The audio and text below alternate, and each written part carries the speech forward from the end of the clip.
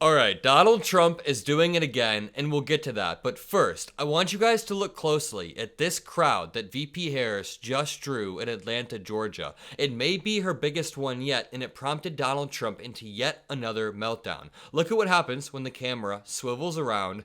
That is a sea of people there to see our pro-democracy candidate in action due to movements like the one that you and I have built, due to people like you. So thank you guys, and with 17 days to go, we have no time to waste. Drop a like, make sure you subscribe, and I want to show you guys how Vice President Kamala Harris has prompted Trump into yet another meltdown. He may be the most easily baitable person on the planet, and he proves that time and time again. We have an article today that details how Vice President Kamala Harris has made fun of Trump because he made fun of Detroit, made fun of him for his crowd sizes or lack thereof, and called him exhausted and unhinged, which we have video proof of that I'll show you today.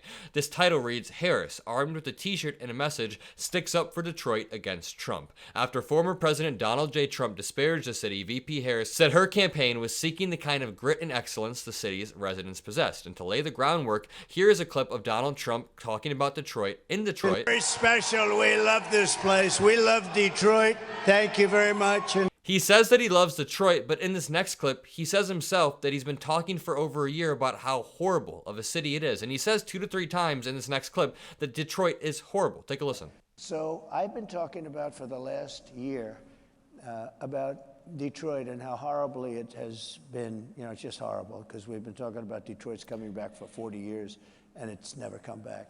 It's never come back. I mean, he's even said stuff like that in Detroit about how horrible of a city it is, and VP Kamala Harris decided to strike back not only about that, but about his crowd sizes again, or lack thereof.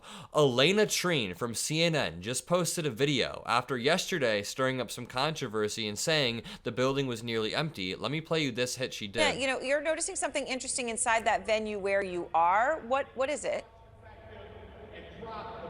That's right. So we are here in downtown Detroit. We're in this pretty large venue. You can't really tell, Aaron, from where you are. I mean, right behind me, you can see the crowd. But behind the camera, where I'm speaking toward, it's actually pretty empty. They have not been able to fill this. And I'll also tell you that it took us more than 2 hours. They were 2 hours delayed in getting us into the venue today. And so there are questions about, I'm told it was not a security issue, according to 2 Secret Service officials. Okay, so the Secret Service said it wasn't a security issue, but there was a 2-hour delay, meaning it was most likely an optical issue, meaning they likely moved things around to make it seem more full than it was. And let me show you how that is backed up by this video that Elena Treen posted 3 minutes before Trump took the stage. And I do want to say that I don't really care about crowd sizes. It's not something that I care about, but Kamala Harris has successfully baited Donald Trump into multiple meltdowns, and I think it's something worth talking about, something worth poking and prodding, because that's one of VP Harris's core campaign strategies. Here's the video posted by Elena Treen. I'm going to mute it for copyright purposes. It shows a massive empty convention center. I mean, behind it's completely empty, and that supports the theory that they moved things around to make it seem like it was at capacity when it wasn't. I mean, VP Kamala Harris is gonna give a speech in a similar convention center, a similar conference center, and I can guarantee that the crowd will be going way back here. It'll be much, much bigger, and Donald Trump is melting down at the same rally. He just stood there for a bit while there were technical difficulties. I showed you guys this clip, but why is he just, the way he stands there is so awkward. Technical difficulties, complicated business. It's like they dumb things down in the simplest terms possible. Complicated business. But why is Trump just standing there staring? He looks like a wax statue or something, and he's done that multiple times. Remember a few days back when he stood there for 30 minutes? I gotta mute it for copyright issues, but he's just swaying. Kristi Noem in the background is, she's looking right at the camera like, oh God, the media is going to love this. Here's Donald Trump just swaying around. And the thing is, this clip is multiple minutes long. I could play all 30 minutes, but I actually like you guys. I don't want to torture you with all of that. And let's compare that to VP Harris speaking today in Detroit. That understand the importance of caring and kindness, who understand the importance of having a leader who speaks truth and is not so self-consumed. You know, I keep talking about somebody needs to just watch his rallies if you're not really sure how to vote. Because he spends full time talking about himself and mythical characters, not talking about the working people, not talking about you, not talking about lifting you up. And so as we spend these next 17 days, we're going to go vote today. We're going to remind people to vote. We're going to register folks to vote. We're going to email, text, phone call, knock on doors. And we're going to remind people of what is at stake. Everything VP Harris said there was great. She's hitting a perfect stride with her campaign. She's like an airplane, and the air is finally under the wings. She's gliding, going perfectly. And something that I've always noticed with her videos, I don't know if this has real impact, but I feel like the color palette is always very clean. The Coach Walls color palette, if you've seen those signs, and even the video quality is much higher than Trump rallies. But not only the video quality, but if I just scroll over here, these signs with the white, blue, and red/pink. I mean, it's a clean color palette. And let's contrast this with Donald Trump's rally in Detroit, Michigan last night. The color palette is kind of messy, and everything he says is messy. Just listen to this. Jill, get your fat husband off the couch. Get that fat pig off the couch. Tell him to go and vote for Trump. He's going to save our country. Get that guy the hell off her. Get him up, Jill. Slap him around. Get him up. Get him up, Jill. The Kamala HQ rapid response account posted this with a bunch of question marks, and it kind of perfectly supports what VP Harris said. Just watch one of this dude's rallies. And you know, this brings us back to the shirt that she's wearing that talks about Detroit being amazing. Let's read this actual article, the premise of this video. VP Kamala Harris let her t-shirt do the talking in Detroit on Saturday. The black shirt, which she wore under a gray blazer as she addressed several hundred campaign volunteers in a gym at Western International High School, bore the words, quote, Detroit versus everybody. The attire was a clear response to former President Donald J. Trump, who's last week disparaged what is one of the nation's largest majority black cities, portraying Detroit as a decaying harbinger of America's future under Miss Harris. So Kamala Harris briefly made remarks to the crowd on the inaugural day of voting in the city, and she urged her supporters to reject Donald Trump's division and insults. And again, Donald Trump attacked Detroit while giving remarks at an economic forum in the city on October 10th, earning widespread scorn from Democrats and offering fodder for the Harris campaign. Quote, our country will end up being like Detroit if she's your president, he warned in Detroit.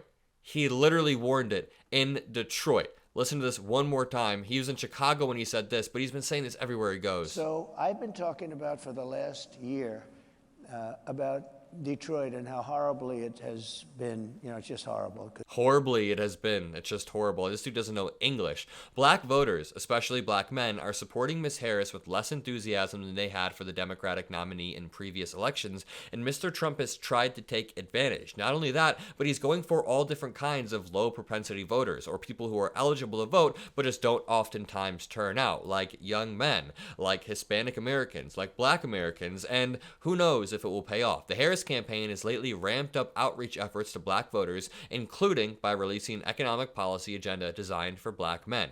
Turnout in Detroit could help decide the race in Michigan, one of the nation's top battleground states, where polls show an even contest. I don't know how this race is even. Everything that VP Harris does is not divisive. She hasn't misstepped much, and just the contrast between the way she speaks about something like Detroit and the way that Donald Trump does is insane. The contrast between the way that she speaks about Hurricane Helene or Hurricane Milton between Donald Trump's terrible lack of response is insane, but MAGA people are living in their own reality, and I see that every time I go to a Trump rally. More than 3 million voters in Michigan have already returned their absentee ballots, according to state officials. That's pretty solid. Americans are increasingly casting their ballots before Election Day, allowing campaigns to focus more attention on turning out harder to reach voters, which is great. This election is going to come down solely to turnout. We want people to turn out. Vote. You got to get out and vote, as Trump says. But Mr. Trump has falsely criticized mail voting as encouraging electoral fraud, even though he's used it multiple times. He's gone wheels down in the Detroit area, trying to peel away Harris's support from blue-collar Americans, Muslim Americans. He's used dirty tactics with Elon Musk. I want to show you this clip of Donald Trump saying that Trump is becoming increasingly unstable. I love when she speaks like this. I love when she just calls him out for being unhinged in the same way that we do and in the way that the mainstream media will not. He's becoming increasingly unstable and unhinged, and it requires that response. I think the American people are seeing it, witnessing it in real time. And we must take note of the fact that this is an individual who wants to be president of the United States. And I think the American people deserve better than someone who actually seems to be unstable. Absolutely. And then this is a clip that this is a meme that the Kamala HQ account posted a bit ago. Detroit campaign events in the past 24 hours. VP Harris on the left. You know, this proves my point about the color palette, you know? Look at how clean this color palette is. It matches VP Harris's smile. There's her shirt. The clean shirt. Detroit versus everybody. Here's Trump. Kind of a dull color palette. So dull that he's closing his eyes, falling asleep. He posted this on Truth Social a bit ago. All right, everyone, November 5th, Election Mania. Choice is yours. You can go with President Trump, Kane, and The Undertaker, or you can take Kamala Harris, Dave Bautista, and Tim Walz. Choose wisely. The nation depends on it. And that should be an easy choice.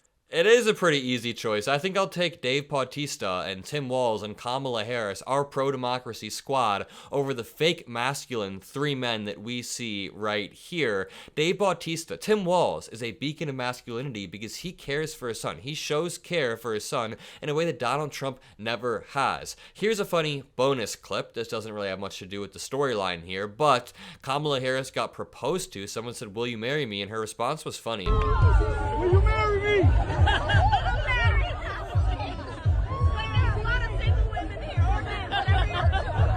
I want to play it one more time. She said, "I'm married happily, but there are a lot of single women here," or men. Just watch it one more time. She said, "I'm married happily." Will you marry me?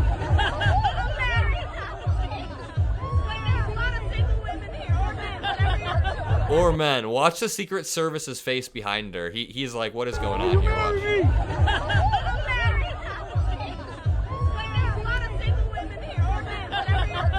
That's joy. She's having a joyous, fun campaign. Meanwhile, Donald Trump is posting on Truth Social relentlessly, which is kind of insane in and of itself. Could you imagine if VP Harris ran her own social media accounts? Everything about this campaign, everything about Trump breaks norms, and we've gotten desensitized to it. I don't know. If you guys agree, if you guys enjoy what I do, drop a like. Make sure you subscribe. Have a great rest of your day, and peace out.